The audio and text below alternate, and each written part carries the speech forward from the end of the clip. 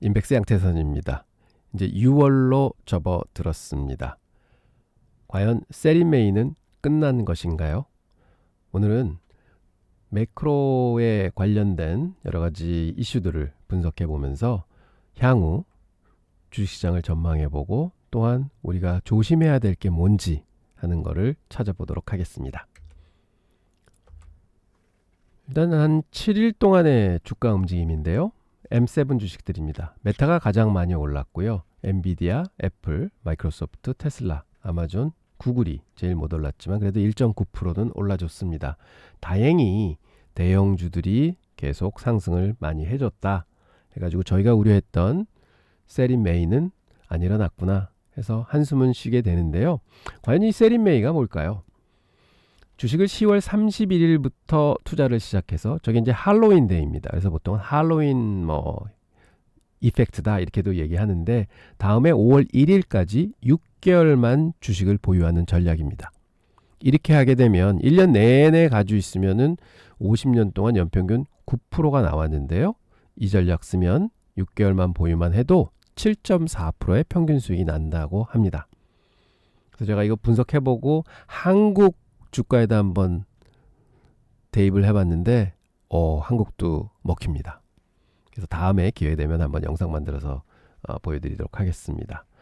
그리고 혹은 뭐라고 얘기하냐면 5월 1일부터 매도 시기를 기다리다가 시장이 하락하기 시작하면 매도하고 10월 1일부터 매수 시기를 기다리다가 상승을 개시하면 매수해라 이렇게 얘기를 하는데 5월 1일부터 만약 요번에 매도식 이제 장이 꺾일 때 매도를 한다고 치면은 장이 꺾이지 않았으니까 사실은 매도를 안 했겠죠. 그러면 6월 달에 나올 수도 있지 않을까 하는 우려도 조금 해봅니다.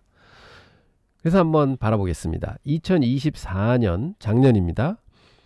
5월 달에 어떻게 됐냐면 4.8%가 올랐어요. 근데 4월에 4.2%가 빠졌습니다. 그래서 4월에 빠졌던 걸 5월에 다 올려줬고요. 그래서 이때도 세린메이가 없었습니다. 그리고 금년도에는 보면 3월 달에 5.8%가 빠졌죠. 4월에 0.2% 해서 6%가 빠졌었는데 그거를 5월 달에 다 또 만회를 해줬습니다. 그럼 연속 2년간 세린메이가 없었구나. 그럼 작년에 6월은 어떻게 됐느냐 봤더니 4.3%나 상승을 했습니다. 그래서 작년은 4월 달에 빠지고 5월, 6월 한 9% 정도 올라줬죠. 그럼 과연 올해도 좀 올라줄까 기대를 해볼 만한데 저는 이제는 조금 조심하셔야 됩니다. 왜냐하면 여러 가지 사인들이 좀 나옵니다 하는 말씀을 오늘 드리려고 합니다. 그리고 여러분들도 아마 그런 좀 불안감이 있으실 거예요. 왜냐하면 M7을 만약 포트폴리오로 가지고 계셨다고 해도 고생 엄청 하다가 지금 거의 지수하고 비슷하게 본전에 와 있으실 겁니다. 조금 마이너스시기는 하실 텐데요. 그러니까 매매를 안 하셨으면. 그래서 사실은 이때 비하면 감사하죠. 너무 감사하기 때문에 좀 몸집을 줄여야 되는 거 아닌가 하는 우려도 있으실 거예요. 근데 저는 그런 우려가 옳습니다 하는 말씀을 오늘 드리려고 합니다. 자, 여기에 7.2조 달러라는 수치가 써 있습니다. 자, 이게 뭐냐면요. 현재 미국의 머니마켓 펀드, 즉 우리나라로 치면은 MMF죠. 거기에 쌓여있는 현금의 규모입니다. 제가 지금까지 본 것 중에서 가장 놀라운 현상 중에 하나인데요. 많은 사람들이 이 현금 더미가 경제의 빨간 신호등이다 하고 얘기들을 많이 하고 있습니다. 그럼 이 현상이 의미하는 바를 한번 짚어보고요. 그리고 우리 투자자들이 어떻게 대응해야 하는지 함께 고민해 보도록 하겠습니다. 보면 최근 2년간 2조 달러나 증가를 했습니다. 그런데요. 과거 보면 81년에서 2001년까지 20년간 2조 달러가 증가했습니다. 그래서 과거에는 20년 동안 증가했던 그 금액이 지금 2년 만에 증가를 했다. 와, 대단한 겁니다. 자, 그러면 역사는 반복됐다는 얘기가 있잖아요. 그러면 과거에 3번의 머니마켓 펀드 급증 사례를 보면서 좀 겁이 난다 하는 점을 짚어보겠습니다. 첫 번째는요. 1990년대 후반에 IT 붐이 한창일 때 현금이 급증을 했었습니다. 그 후 바로 2000년 닷컴 버블이 터졌습니다. 그 두 번째는요. 2006년 7년 사이에 부동산 시장이 절정을 이루었을 때 현금이 계속 늘었죠. 그러다가 2008년 서프라임 모기지가 왔습니다. 세 번째는 언제였느냐? 1919년 경제가 아주 좋았었습니다. 그런데 현금 유입이 급증했습니다. 그러다가 2020년에 코로나가 터졌습니다. 참 신기합니다. 제가 이 모든 위기를 현장에서 경험을 했었을 때 뉴욕에 있었을 때 2008년 금융위기를 봤고요. 아시아에서 여러 경제 충격을 봤는데요. 공통점은 바로 사람들이 현금을 움켜쥐기 시작한다는 것이죠. 지금 우리가 똑같은 패턴을 보고 있습니다. 그러니 많은 사람들이 웅성거리기 시작하는 게 당연한 겁니다. 저도 사실 조금은 마음이 편하지는 않습니다. 자, 그런데 왜 현금 쏠림이 경제에 독이 될까요? 경제학 원리를 쉽게 설명 한번 드려보도록 하겠습니다. 다 아시는 걸 거예요. 투자자들이 현금을 선택한 이유는 아주 간단합니다. 현금의 수익률이 매력적이기 때문에 그렇습니다. 금리가 5% 수준입니다. 리스크 없이 5%를 벌 수 있다는데 굳이 지금 현재 미국 상황을 생각해 보면 위험한 투자를 할 필요가 없는 것이죠. 문제는 이 현금이 어디에서 나오냐는 것입니다. 원래는 이 현금은 기업의 연구개발, 설비 투자, 신규 채용 이런 데 쓰일 돈들이 현금으로 빠지는 것이죠. 소비자들도 마찬가지일 겁니다. 소비를 줄이고 저축을 늘리는 거죠. 제가 학교 다닐 때 배운 핵심 원리 중 하나는요. opportunity cost입니다. 즉 기회비용이죠. 지금 선택은요. 기회비용을 이제 다 고르게 돼 있는데 현재는 미국 경제는요. 성장의 기회비용을 지불하고 현금의 수익률을 쫓고 있는 상황입니다. 결과적으로 경제성장 동력이 숨이 막히고 있다는 얘기죠. 많이 답답한 상황입니다. 워렌 버핏의 스승인 벤자민 그레엄이 인텔리전트 인베스터라는 책을 통해서 이런 얘기를 합니다. 채권 금리가 매력적일 때는 주식 투자를 조심스럽게 해야 한다라는 말을 하죠. 꼭 기억해 둘 만한 얘기인 것 같습니다. 지금 미국 시장에서 정말 기묘한 현상이 또 하나 일어나고 있습니다. 이중 구조 현상입니다. 한쪽에서는 S&P 500 지수가 최고치에 다시 근접하고 있습니다. M7 주식하고 AI 관련주 같은 대형 기술주들이 시장을 끌어올리고 있습니다. 그렇지만 경제 선행 지표는요. 21년 이후에 4년간 25%나 하락하고 있습니다. 그리고 또 다른 한쪽에서 보면요. 중소기업들의 주가가 안 좋습니다. 미국 소형주 지수는요. 2021년에 비해서 13%나 떨어져 있습니다. 4년 동안 마이너스 수익률을 보이고 있는 거죠. 이게 왜 중요하냐면요. 중소기업이 미국 GDP의 43%를 차지하고 있습니다. 그리고 전체 일자리의 절반을 담당하고 있습니다. 말 그대로 경제 척추라고 할 수 있는 거죠. 시장이 이렇게 갈라져 있습니다. 현재 대형주하고 중소형주들하고. 이거는 뭐냐? 조정의 가능성이 있다는 얘기일 수도 있습니다. 그러면 지금의 대형주 강세가 얼마나 더 지속될까 하는 것을 약간은 의심을 가져야 될 때가 아닌가 이렇게 생각해 봅니다. 그래서 이게 조심은 해야 된다 하는 말씀을 드리는 거지 주가가 빠지니까 주식을 줄이십시오. 조심하십시오. 이런 얘기가 아닙니다. 지금 현재 실물 경제와 금융시장의 괴리가 이렇게 크게 존재하고 있습니다. 이런 말씀을 드립니다. 그런데요. 이런 경우에는 항상 보면 언젠가는 수렴 현상이 일어나게 됩니다. 근데 문제는요. 어느 쪽으로 수렴하느냐가 문제입니다. 지금 현재 금융시장이 좋고 경제가 안 좋습니다. 그럼 이 안 좋은 경제가 금융시장을 따라간다 하면 이때는 주가가 다시 한번 사상 최고치를 경신하면서 저 위로 올라갈 것입니다. 하지만 우리가 우려한 대로 경기가 진짜 조금이라도 후퇴를 한다 하면 그때는 주가가 그 길을 따라갈 것입니다. 그때는 주가가 하락할 수밖에 없습니다. 그래서 이런 의미에서 지금 상황은 약간은 기로점에 놓여 있다, 이런 말씀을 드리는 겁니다. 자, 그럼 우리가 그냥 처분만 바라고 있고 빠질 때까지 그냥 있어야 되느냐, 조심만 하고 있어야 되느냐, 그럼 뭔가 알아차릴 게 있어야 되지 않느냐 하시겠죠. 그래서 지금부터 제가 면밀히 보고 있는 중요한 변수 하나를 말씀드리겠습니다. 저는 이게 향후 모든 결론의 열쇠를 진 지표라고 생각합니다. 바로 유가입니다. 많은 분들이 놓치는 부분인데요. 유가는 지난 150년 동안 미국 경제를 좌우해온 핵심 변수였습니다. 데이터를 분석해보면 진짜로 놀라운 수치들이 많이 나옵니다. 유가가 오르면 약 1년 반 후에 실업률이 따라오릅니다. 실업률이 오르면 어떻게 되죠? 경기가 침체됩니다. 1990년 이후에 모든 경기 침체는 예외 없이 유가 상승이 선행을 했습니다. 2022년도에도요. 러시아 우크라이나 전쟁이 일어나면서 유가가 급등을 했었습니다. 당시 많은 학자들이, 전문가들이 경기는 침체가 올 거다, 그리고 물가가 올랐죠. 그래서 주가가 참 많이 빠졌었습니다. 그런데 왜 미국 경제가 탄탄히 버틸 수 있었을까요? 한번 보겠습니다.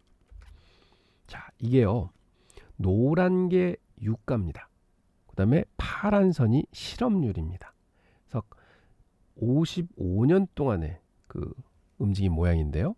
이 노란 선, 이 빨간 점이 어디냐? 유가의 단기간 피크를 그린 거고요. 요 까만 동그라미가 뭐냐? 실업률의 피크치입니다. 보면은요, 유가 피크치고 1년 반 뒤에 실업률 피크, 유가 피크치고 1년 반 뒤에 실업률 피크, 유가 피크 1년 반 뒤에 실업률, 유가 피크 1년 반 뒤에 실업률 피크, 유가 피크 1년 반 뒤에 실업률, 유가 피크 1년 반 뒤에 실업률. 신기합니다. 그래서 지난 2022년도도 유가가 피크를 쳤습니다. 시동을 걸었습니다. 그런데 이게 멎었습니다. 왜일까요? 유가가 하락했습니다. 이것이 바로 미국 경제가 지금까지 버틸 수 있었던 핵심적인 이유 중에 하나라고 저는 믿고 있습니다. 하지만 만약 유가가 다시 급등한다면 그때는 정말 심각한 경기 침체가 다가올 수 있다고 저는 생각합니다. 이 부분을 저희는 계속 주의 깊게 모니터링을 해야 합니다. 자, 그럼 정리해 보겠습니다. 지금 현재 경제가 아직 무너지지 않는 이유가 뭐냐? 경제 지지 요인입니다. 유가가 안정스럽다. 그래서 대기업 실적이 탄탄하다. 그 이유는 AI 혁명 구간에 놓여 있다 하는 게 시장을 받쳐주고 있는 요인이고요. 근데 경고 신호는 울리기 시작했다. 실업률이 약간 올라가는 그림을 보여주고 있다. 중소기업들이 아직 부진하다. 그리고 현금이 급증하는 사인이 나온다 하는 게 경고 신호입니다. 그래서 위험 요인으로 우리가 바라봐야 될 건 유가가 올라가면 굉장히 위험하다. 금리가 상승해도 위험하다. 유가 오르면 물가 잡기 위해서 금리 상승할 수 있겠죠. 지정학적 위기가 아직 해결된 게 없다 하는 게 위험 요인으로 자리 잡고 있습니다. 그래서 지금 현재는 주식시장을 빼고는 전부 별로 안 좋다. 그래서 저는 불안정한 상황이다, 이렇게 평가하고 있고요. 그리고 불황이 올 확률을 45%로 잡는데 이게 많이 잡은 건 아닙니다. 왜냐하면 여러분들 주식 투자해 보시면 단기적인 주식 투자의 승률은 얼마인가요? 한 50%, 55%입니다. 그래서 결국은 주식 투자 정도 하는 리스크를 쥐고 있는 거다, 이렇게 평가해 주시면 되겠고요. 그래서 핵심 변수는 유가가 될 거다. 그래서 꼭 유가는 지켜보셔야 된다 하는 말씀을 드립니다. 그러면 이런 상황에서는 우리는 어떻게 투자해야 할까요? 냉정해야 합니다. 그래서 저는 방어적 전략이나 균형 전략이 더 가까운 것 같습니다 했는데, 또 시장을 판단하는 분들께서는 뭐 그래도 공격적인 게 최고야 하고 생각하실 수도 있지만, 이렇게 다양한 포트폴리오를 가져가실 수 있는데, 단 저는 어떤 포트를 가져가시던 현금 비중은 좀 늘리셨으면 좋겠다 하는 생각을 가져봅니다. 왜냐하면 지난 2, 3월에도요. 장이 많이 빠졌었고요. 작년 3월에도 시장이 많이 빠졌었습니다. 그런 걸 생각하면 이제 뭐 그런 단기 또 급락도 올 수 있겠지 해서 현금을 가지고 준비하고 계시면 그런 기회에서 수익을 많이 내실 수 있다. 이런 생각을 좀 해보고요. 그 다음에는 대형주 위주로 가셔야 합니다.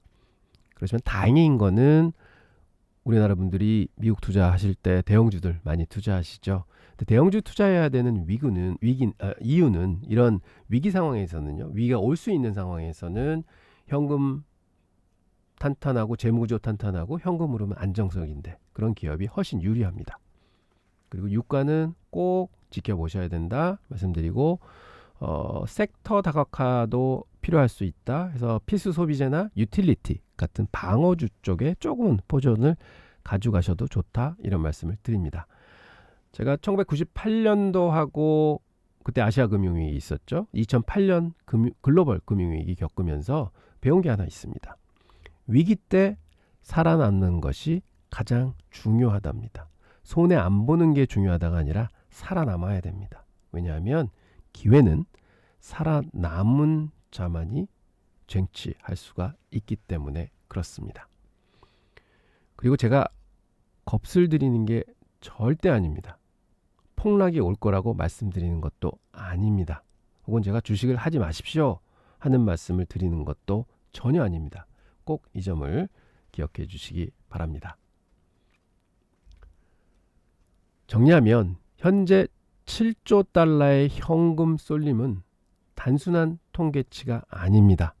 이는 미국 경제에 대한 시장의 태도를 보여주는 바로미터라고 할 수 있습니다. 앞으로 올 변화에 대한 경고 신호가 일단 울렸다는 겁니다. 역사적 패턴을 보면 이런 현금 급증 이후에는 항상 큰 경제적 충격이 있었습니다.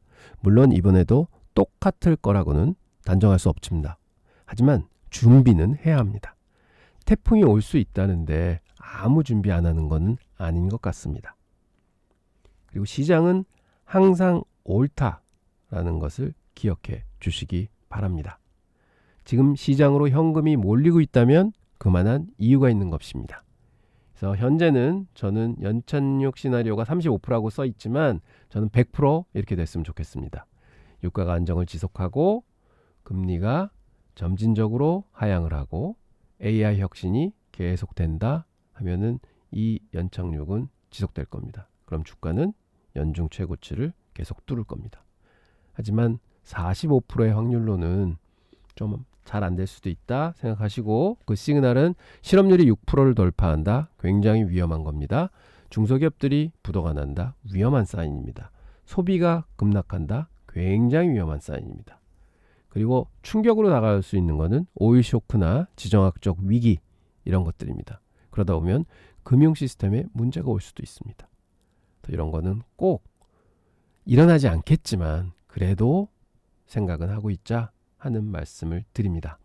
그래서 저는 요번 Q2가 요번 분기가 참 다행으로 잘 지나가고 있다 생각을 하고 있는 사람 중에 하나인 거는 뭐냐.